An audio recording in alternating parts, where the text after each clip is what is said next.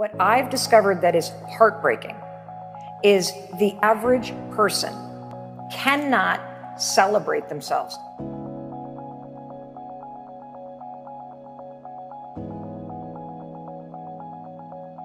I'm going to ask everybody who's watching this to tomorrow morning stand in front of the mirror. We're going to unpack this whole thing and try to high five yourself.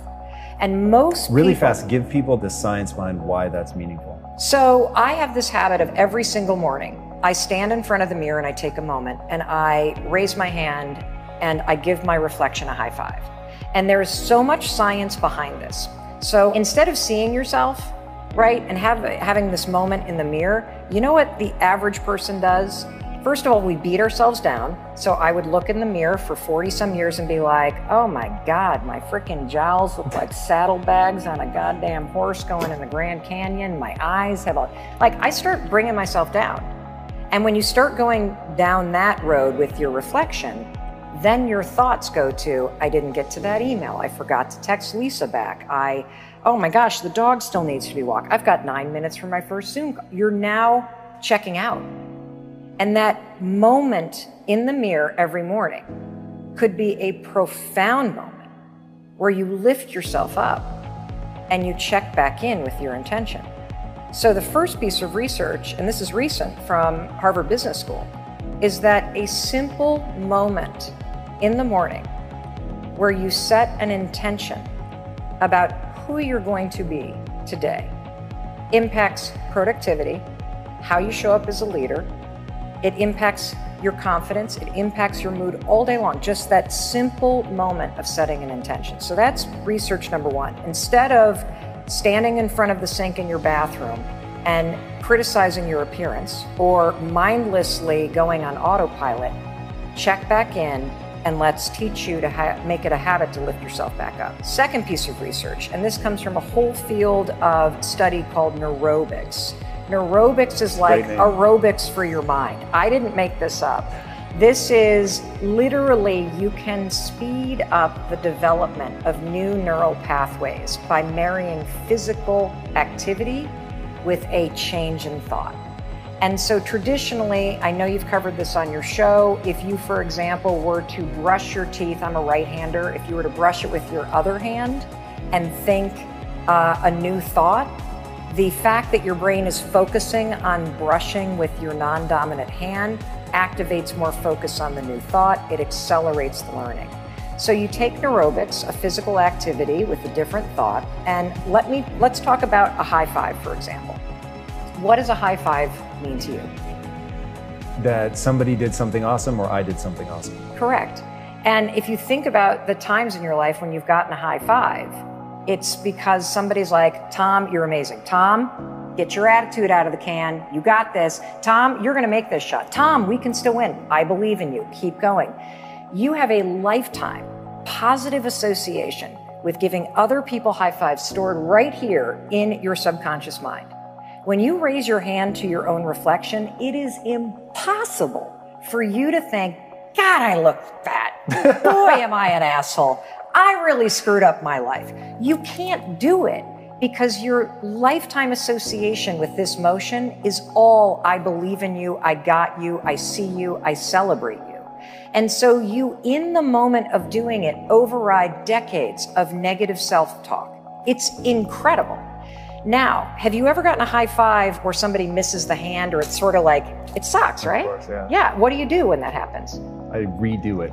Correct. Yeah. That's because a high five requires you to be present and there is an intention behind it. So you can't raise your hand to your own reflection without now grounding yourself in the moment. Look, I did this on a low moment for myself. So my brand of self-help is Mel's life is kind of fucked up at the moment and she can't figure out how to help herself. So she stumbles by accident on something really stupid on its face and it feels good. And then I share it with my audience.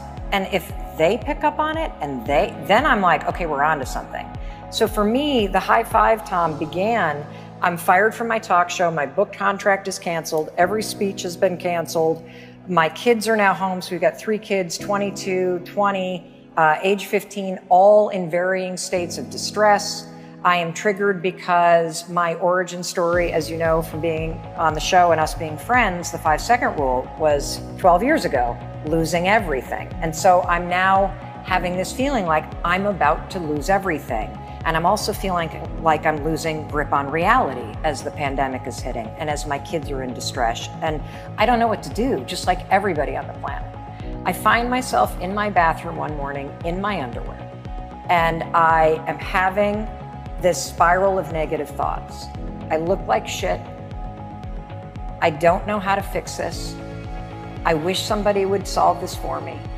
I feel overwhelmed. I feel scared about my parents' health. I feel scared about everybody on the front lines. And even though I'm literally, like you, somebody that empowers other people, I didn't know what the fuck to say to myself.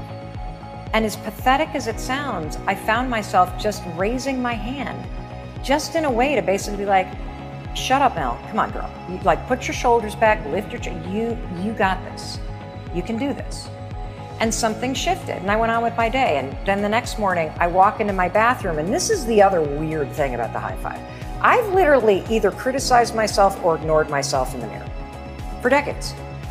When you start to have a moment with yourself, the crazy part is you start to build a partnership with yourself. Like, I think too about this high five a lot. Like, I know you're friends with David Goggins. I'm a huge fan of Goggins. And I know there's a lot of people that watch this show, especially men, that are like, this sounds kind of stupid. This is the equivalent of Goggins' cookie jar moment. So we all think, like, we've all been raised like, tough love, hard on myself, this, bullshit. The research is clear on this. Being hard on yourself is not fucking motivating. It's demotivating. And if you already feel like a failure, or you feel a sense of shame, or you're overwhelmed, beating yourself up for where you are does not fucking work. It drives you into the gutter. The most motivating force in the world, on the planet, based on research, hands down, is empowerment, encouragement, support, and celebration. And for our entire lives, we have outsourced that to somebody else. The research is very clear. So the NBA study, they did this big study looking at NBA teams, and they could predict in the study who was going to be in the championship rounds based on, in the preseason, what teams had the most high fives, fist bumps, and back pats. Why?